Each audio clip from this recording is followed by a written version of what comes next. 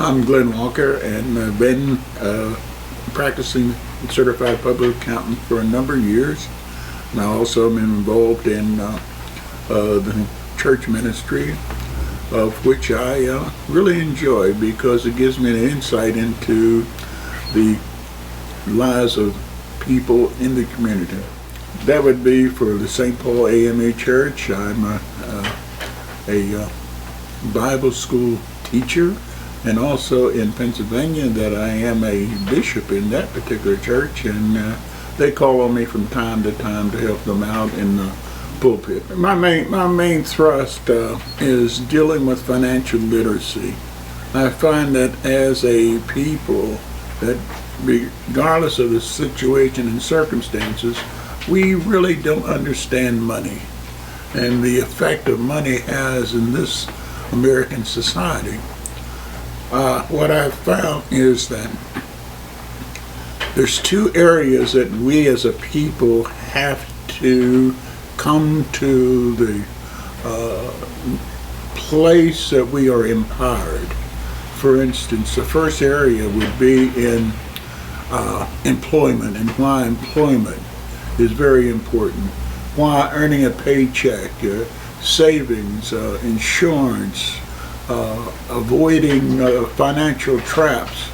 That's one area in our daily living, but in the overall concept, we as a people need to create places of employment. And as a group of people, we are totally behind the main thrust of the American economy. One of the most important things is that we do not have the empowerment. For instance, our neighborhoods and our housing, our college campuses all represent less than a full amount of what we as a people can invest. A recent article by Kareem Jabbar mentions a very important thing, that we have understood the concept of voting. And so we have some very good successes, starting from the president all the way down to local judges. The problem is that we have these victories, but they are without any power.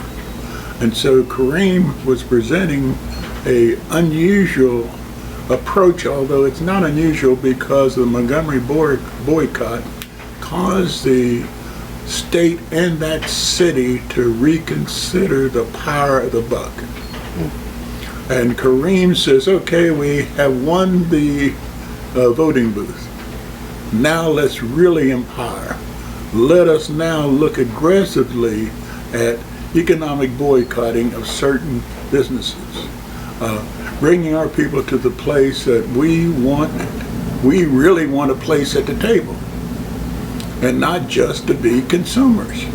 If we would take the 40 to 50 million people in the United States who are of African American descent, and now we become one, then we are a strong economy. But as long as dissension is rampant and separation exists, we cannot achieve what we fought for. And this is that we as a group of people, we have the intelligence, we have the drive, the enthusiasm, but what's missing is a goal. Not a personal goal, but a goal of the people. And if we can use what we have, we don't need certain types of preferences. We just need to be able to go to the table.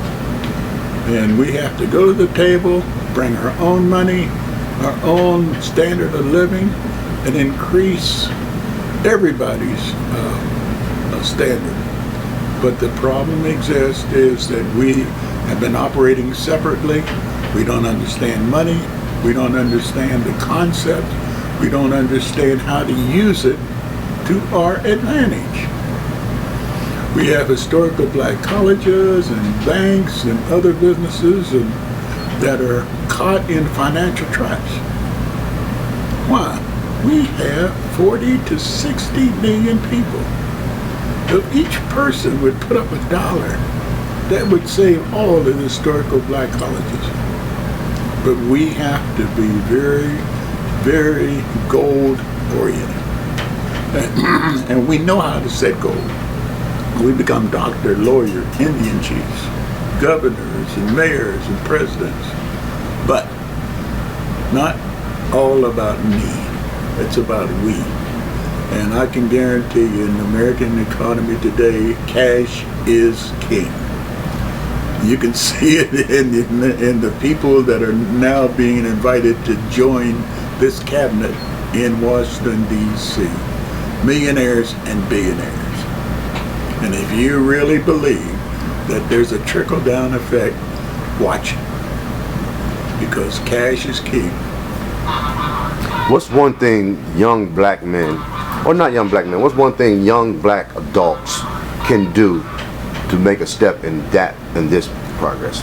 The first thing they need to do, they need to get in a quiet place and sit down and come up with common goals to get their financial life in order. Such as, give an example of that. Such as what, getting rid of all the wants. You know, when I say wants, car versus Mercedes. Okay. That's the difference between a want and a need. They have to say, okay, let me save up some money. Let me stay out of rent to own. Let me stay out of payday loan. And start looking at as a place to be financially independent. Independent. That way, that means that your boss does not control you. Because if your boss would fire you today, you have gotten your financial house in order. So therefore, he loses his power over you. And if someone has power over you, they control you. Thank you. Glenn, on quick time, can you tell them where you're located at here in Morgantown? I'm located at 439 High Street, Morgantown, West Virginia. Been here a number of years. Can't think of another place I'd rather be, but I do know that it's a great big world out here, and there's a lot of nice and good people. And I think that people are willing to receive information that can change their life.